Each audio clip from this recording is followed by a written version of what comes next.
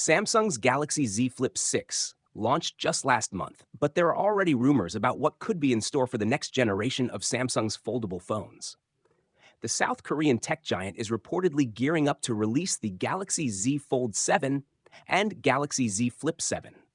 We don't expect the Galaxy Z Flip 7 to launch until the summer of 2025, so it's still early for concrete rumors and leaks.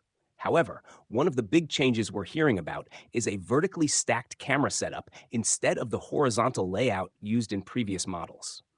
The Galaxy Z Flip 7 may even come with 3 cameras, including a potential zoom camera, something the Flip series has been lacking. Under the hood, the Galaxy Z Flip 7 is rumored to pack the Snapdragon 8 Gen 4 for Galaxy chipset, along with 12 gigabytes or 16 gigabytes of RAM, and up to 512 gigabytes of UFS 4.00 storage. The phone is expected to run One UI 7.1 on top of Android 15. Of course, we'll know more as we get closer to the launch and more details start leaking out. That's it for today's video. If you enjoyed it, don't forget to like, comment, and subscribe for more content.